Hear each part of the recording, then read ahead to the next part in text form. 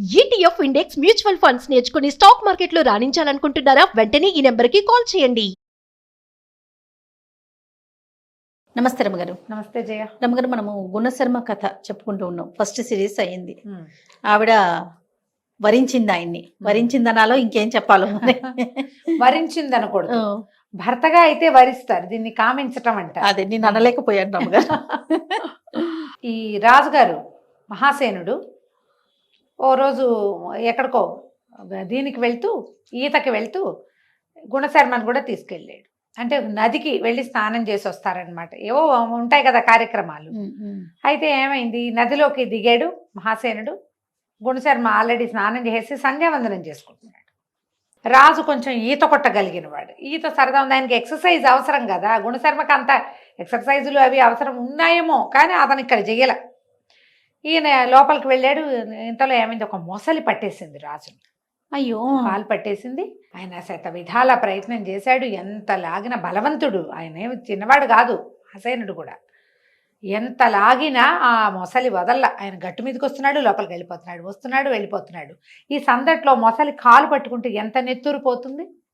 శక్తి చాలా కేకలు పెట్టాడు, శర్మ శర్మ నన్ను రక్షించను. గుణశర్మను పిలిచాడు. గుణశర్మ నన్ను రక్షించమంటే ఆ ఎక్కడో సంధ్యావందనం చేసుకుని పరిగెత్తుకుంటూ వచ్చాడు. ఆయన దీని ఒక పిడి బాకు ఉందట ఆయన దగ్గర. ఆ బాకుతోటి నీళ్ళల్లో దూకి మొసలిని పదే పదే పొడిచి అది నోరు వదిలేలాగా చేశాడు.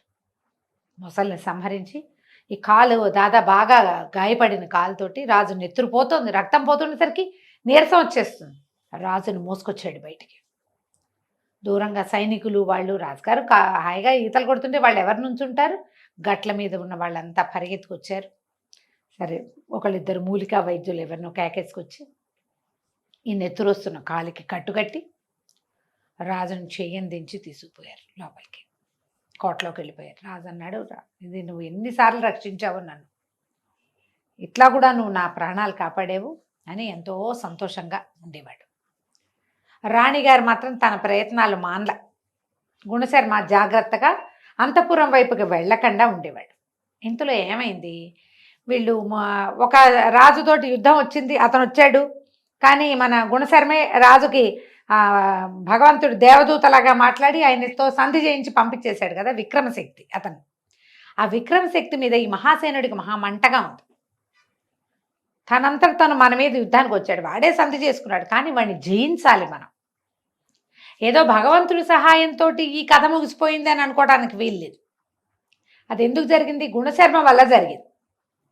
అలా కాకుండా మన శక్తి వాడు తెలుసుకోవాలి. ఆ విక్రమశక్తి అన్న రాజ్యం వాడు అని చెప్పి ఎలాగైనా అతన్ని జయించాలన్న పట్టుదల పట్టింది ఆయనకి. పట్టి ఏం చేశాడు, తనంతట తనే మళ్ళీ గుణశర్మని అడిగి మనం అతని మీదకి యుద్ధానికి వెళ్దామని విక్రమశక్తి మీదకి యుద్ధానికి నడిచాడు. మహాసేనుడు సైన్యతోటి, గుణశర్మ ఆయన పక్కనే ఉండేవాడు. ఆయన వేటకెళ్ళినా గుణశర్మ పక్కనే, యుద్ధానికి వెళ్ళినా పక్కనే, స్నానానికి వెళ్ళినా పక్కనే, అంతకి పక్కనే యుద్ధానికి వెళ్ళారు. యుద్ధం బాగా హోరాహోరీ సాగింది. ఒక దశలో మహాసేనుడు విక్రమశక్తి ఎదురు బదురు అయ్యారు. బాణాలు వదిలేసి కత్తి కటారు పుచ్చుకుని ఒకళ్ళతో ఒకళ్ళు ద్వంద్వ యుద్ధం చేయటం మొదలుపెట్టారు. ఈ ద్వంద్వం జరిగినంతసేపు బాగా జరిగింది. మహాసేనుడిదే పై చేయిగా ఉంది. ఆయన ఉత్సాహవంతుడు బాగా. కాకపోతే ఒకసారి ఏమైంది, ఆ మధ్యలో కాలు బెసికిపోయింది. కాలు బెసికేసరికల్లా ఈ బెసికిన కాలుతోటి మహాసేనుడు కింద పడిపోయాడు. పడిపోగానే విక్రమశక్తి అప్పటిదాకా ఓడిపోయేలాగా కనపడుతున్నాడు. ద్వంద్వ యుద్ధం చేస్తుంటే మిగిలిన వాళ్ళు కల్పించుకోరు, చుట్టూ తను నిలబడి చూస్తారు. ఆయన సైన్యము చూస్తుంది, వీళ్ళ సైన్యము చూస్తుంది. గుణశర్మ కూడా పక్కనే నిలబడి చూస్తున్నాడు. ఎప్పుడైతే మహాసేనుడు కింద పడిపోయాడో ఆ విక్రమశక్తి ఏం చేశాడు, కాలు పెట్టాడు రాజు మీద. కాలు పెట్టి కుత్తుక్కి మెడకి కత్తానించాడు. గుండెల మీద కాలేసి కాలుతో అణుస్తూ కాత్తి పెట్టేసరికి అలా ఓర్చుకోలేకపోయాడు గుణశర్మ. తన ప్రభువు, తన మిత్రుడు, తనకు అన్నదాత. దాంతో ఒక్కసారి పెద్ద సింహనాదం చేసి విక్రమశక్తి మీద పడ్డాడు. ద్వంద్వ యుద్ధంలో కల్పించుకోకూడదు, కానీ రాజు చచ్చిపోతున్నాడు. ఉద్రేకంతో అతని మీదకి వచ్చాడు. విక్రమశక్తిని చెడామాడా కొట్టేశాడు. ఆ విక్రమశక్తి కింద పడిపోయాడు. కింద పడిపోయిన మహాసేనుడు లేచి నుంచున్నాడు. విక్రమశక్తిని కసితీరా చంపేశాడు గుణశర్మ. అవతల రాజుని చంపేశాడు. ఎప్పుడైతే రాజు చచ్చిపోయాడో సైన్యాలు లొంగిపోతాయి. ఈయన ఒక తన్ను దన్నాడు. చచ్చిపోయిన విక్రమశక్తిని ఈ మహాసేనుడు. వీడు ఎంత సాహసం శర్మ వీడికి. కానీ నువ్వు అంతకంటే సాహసంగా చేసావు. నువ్వు నన్ను రక్షించావు. మళ్ళీ 5 సార్లు ప్రాణదానం చేసావు నువ్వు నాకు. ఇన్నిసార్లు నువ్వు నన్ను రక్షించావు. నీలాంటి స్నేహితుడు ఉండటమే నా అదృష్టం అంటే గుణశర్మ అన్నాడు, తాను ప్రభు అంత మాట అనద్దు. మీరు మన మిత్రులం. మీరు మా ప్రభువు, నా అన్నదాత. మీ మీద కత్తెత్తుతాడు వాడు. కాలు పెట్టి కత్తెత్తినందుకే నాకు కోపం వచ్చింది. నేనుండగా నా ప్రభువు మీద ఇంకొకడు కత్తె అంచటమా? అందుకని ఇతన్ని నిజానికి ఆయన రాజుకు సాటివాడు కాదు, ఈ పని చేయకూడదు. కానీ ద్వంద్వ యుద్ధంలో ఇలా జరిగింది. ఆయన పరమ సంతోషంతో ఆ విక్రమశక్తి రాజ్యాన్ని పాదాక్రాంతం చేసుకుని రాజ్యానికి తిరిగి వచ్చాడు. ఊరంతా చాటింపులు వేశారు. ఈయన సభలో ఘోషణగా చెప్పాడు, 5 సార్లు నన్ను గుణశర్మ రక్షించాడు. ప్రపంచంలో ఏ మిత్రుడు ఏ రాజుకి చేయలేని సహాయాలు చేశాడు గుణశర్మ. గుణశర్మ లాంటి వాడు ఇంకెవడు ప్రపంచంలోనే లేడని ఓహో చాటి చెప్పాడు. రోజు పొగిడేవాడు. బాగుండేది. అయితే రాణి ఇతని కోసం ప్రయత్నం చేసింది కదా, అవకాశం కోసం చూస్తాం. రాజు ఒకసారి ఈయన ఆ రోజు రాత్రి ఈ సభలో హడావిడి అంతా అయ్యాక ఆయన రాత్రి లేటుగా పడగదిలోకి వెళ్ళాడు. ఆయన సేనాగారంలోకి వెళ్తే ఏడుస్తూ కనపడింది అశోకవతి. ఆయన కనపడేసరికల్లా ఆయన ఆశ్చర్యపడి, ఏమిటి ఇంత ఇట్లా ఏడుస్తున్నావు, ఎందుకు? మనం ఎన్ని చోట్ల గెలిచావు, నా ప్రాణాలు రక్షించబడ్డాయి, గుణశర్మ నన్ను రక్షించాడు, ఇవాళ అతనికి అఖండమైన సన్మానం చేసి వచ్చాను, నువ్వు ఎందుకు దుఃఖపడుతున్నావు అంటే, గుణశర్మ గుణం తెలిసి దుఃఖంగా ఉంది నాకు, నువ్వేమో అతన్ని నమ్మేవని ఈవిడ వలవలా ఏడ్చి నిర్ఘాంతపోయాడు. అదేమిటి అట్లా ఎట్లా జరిగింది, ఏం జరిగింది, నువ్వు ఇలాంటి మాట ఎందుకు మాట్లాడుతున్నావు అంటే, నేనేం చెప్పను, నిన్ను నమ్మించాడు అతను, కానీ నిన్ను నమ్మించి మోసం చేస్తున్నాడు గుణశర్మ. ప్రతిసారి నీ ప్రాణాపాయం వచ్చి వాడు రక్షిస్తాడేమిటి, నువ్వెప్పుడూ రక్షించవా? పైగా అసలు నీకు మొట్టమొదట విషప్రయోగం జరిపించిందే గుణశర్మ, అతని వల్లే జరిగింది. అది అతను నిన్ను సంహరించి సామంతుడిని అవుతాను నీకని గౌడరాజుకి ఉత్తరం రాశాడు. ఇదంతా కదే, ఏమంటారు, ఫ్యాబ్రికేటెడ్. ఆవిడ చెప్పింది గౌడరాజు కొద్ది. ఇప్పుడు గౌడరాజు లేడు, సమాధానం ఎవడూ లేదు, కథ మనం ఏం చెప్పినా నడుస్తుంది కదా. గౌడరాజుకు ఉత్తరం రాశాడు. గౌడరాజు ఇతన్ని సామంతుడిగా చేసుకోవటం ఇష్టం లేక తన ప్రయత్నం తను చేశాడు, వంటవాణ్ణి పంపించాడు. తన మాట కాదని వంటవాణ్ణి పంపించినందుకు గౌడరాజు మీద పగమూనాడు గుణశర్మ. ఆ వంటవాణ్ణి నీ చేతే చంపించాడు. జరిగిందే అది. కథ ఎక్కడి నుంచి తిప్పిందో చూడావిడ. ఆ వంటవాడి తల్లి, భార్య, తమ్ముడు వాడిని వెతుక్కుంటూ వచ్చారు మన రాజ్యంలోకి. తల్లిని భార్యని గుణశర్మ చంపించేశాడు. ఆ తమ్ముడు చావు నుంచి తప్పించుకుని మనంతఃపురంలోనే దాక్కున్నాడు, నాకు కనపడ్డాడు. నేను అడిగాను ఎవరు ఏమిటి అని కనుక్కుంటే మొత్తం కథ అంతా బయటకు వచ్చింది. ఆ రోజు నుంచి నేను గుణశర్మ మీదే ఇదిగా ఉన్నాను, ఇతను ఏం చేయబోతాడో అని. ఈ తమ్ముడిని తరుముకుంటూ అంతఃపురంలోకి వచ్చాడు. తమ్ముడు తప్పుకున్నాడు, తమ్ముడిని చంపేశాడు. తమ్ముడు కూడా లేడు ఇప్పుడు. ఆ తమ్ముడిని సాక్ష్యంగా చూపించడానికి వీల్లేదు. గుణశర్మ ఆ తమ్ముడిని చంపేసి ఆ రోజు సేనాగారంలో వచ్చి నాతో అనుచితంగా ప్రవర్తించాడు. నేను నీ మిత్రుడి భార్యని, నీ సోదర సమానిని, నేను నీకు సోదరి ఇలాంటి దాన్ని అని ఎంత బతిమలాడినా నన్ను వదిలిపెట్ల. నాతో చాలా అనుచితంగా ప్రవర్తించాడు. నేను అంతఃపురంలో ఉన్న వాళ్ళందరినీ కేకలు పెట్టాను. అది అర్ధరాత్రి జరిగింది. వాళ్ళంతా వచ్చేసరికల్లా ఇతను పారిపోయాడు. ఎవరైనా చూసారంటే ఎవరు చూడలా, నేనే సాక్ష్యం. ఆవిడ వలవలా ఏడ్చింది. ఏదో ఒక రోజున నీకు ముప్పు తెచ్చి నన్ను స్వాధీనపరుచుకుంటాడు గుణశర్మ.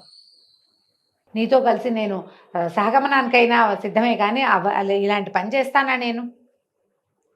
నీ స్నేహితుడు ఇంత దుర్మార్గుడు అని లబోదిబోమని ఏడ్చింది. ఆయన నిర్ఘాంతపోయాడు. అప్పుడు ఆయనకు ఒకటి గుర్తొస్తున్నాయి. గౌడరాజు ఎందుకు వచ్చాడు మన మీద యుద్ధానికి? వాడు నిజంగానే వచ్చాడు. ఫ్యాబ్రికేటెడ్ కదా ఈ కథ. దాంతో ఓహో ఇది అయి ఉంటుంది, గుణశర్మే పిలిచుంటాడు, అందుకే వచ్చాడు వాడు. వాడిని నేను మాట్లాడడానికి వీలు లేకుండా గుణశర్మే చంపేశాడు. పాముని గుణశర్మే చంపాడు, నా మీదకి వచ్చిన పాముని. నన్ను పట్టుకున్న మొసలిని గుణశర్మే చంపాడు. వంటవాడిని గుణశర్మే చంపించాడు. విక్రమశక్తిని సంహరించాడు అంతే. అది కూడా ఎందుకు? అందరూ చూస్తున్నారు. ఇప్పుడు తను చూస్తూ నుంచుంటే తన స్నేహం మీద మిగిలిన వాళ్ళకి అనుమానం వస్తాను చేశాడు. అంతేగాని నా మీద ప్రేమతో కదా, నా భార్యను స్వాధీనపరచుకోవడానికి చేశాడు ఇంత పనిని రగిలిపోయాడు రాజు. ఆలోచించలా. మనం రెండో వైపు నుంచి చూడడం మొదలు పెడితే రెండోదే కనపడుతుంది, మొదటిది ఎందుకు కనిపిస్తుంది? అంతేగా. మొదటి దారి ఒకటి, రెండో దారి ఇంకోటి, రెండో దారిలో వెళ్తే మొదటి దారి కనపడదు. ఇక రాజు పిచ్చిగా నమ్మేశాడు ఆ భార్యను. ఆవిడని ఓదార్చాడు, నన్ను క్షమించు, నా వల్ల పరపురుషుడు నీకు సైనాగారంలోకి వచ్చాడు, నేను నీకు చాలా అన్యాయం చేశాను, ఇందులో నా తప్పు కూడా ఉంది, ఒక పరాయి మగవాడిని లోపలికి రానివ్వటం నా తప్పు, రేపు వాడికి శాస్తి చేస్తా సభలో, వాడిని సంహరించి తర్వాత నీతో మాట్లాడతా అని ఆ కష్టము దాన్ని తట్టుకోలేక విపరీతంగా మధుపానం చేసి పడుకున్నాడు. మరి ఇంత నమ్మాను, వీడు నన్ను మోసం చేశాడు, ఆ దుఃఖం పట్టలేరు కదా, పైగా వీడు అద్భుతమైన వాడని నేను ప్రచారం చేశా, వీడు నన్ను రక్షించాడని నేను ఎన్నిసార్లు చెప్పాను, వాడి వల్లే నా ప్రాణాలు నిలబడిందని వాడిని కర్ణుడితోటి పోల్చాను నేను. తను కూడా తిట్టుకున్నాడు రాజు. దుఃఖం పట్టలేకపోయాడు. ఈ తాగుడు మైకంలో నిద్రపోయాడు. అశోకవతి మాత్రం నన్ను కాదన్నాడు, వీడికి ఇదే శాస్తి, అవమానించాడు నన్ను, నా కోరికని కాదన్నాడు కాబట్టి వాడికి పని అలా అవ్వాల్సిందే. చూడు రేపొద్దున చంపేసైనా సరే పగ తీర్చుకోవాలి, ఆడమగ కూడా ఇలాగే ఉంటారు కదా. తెల్లవారింది. రాజు మహోగ్రంగా ఉన్నాడు. ఉదయకాలపు విధులన్నీ పూర్తయినాయి. ఆయన రైరేమని వెళ్ళిపోయాడు సభా ప్రాంగణానికి. సభలోకి వెళ్ళాడు. సింహాసనం మీద కూర్చున్నాడు. సభికులు ఎట్లా ఉన్నారో, ఫుల్గా ఉంది సభ అంతా, అందరూ వచ్చారు. ఎందుకంటే ఆ విక్రమశక్తిని జయించిన తర్వాత సభలు అంత జనం అంతా రాజుగారు అద్భుతమైన వ్యక్తిగా ఉన్నాడు, అందరూ వస్తున్నారు ఆయన మాటలు వింటాను. లోపలికి వచ్చాడు గుణశర్మ.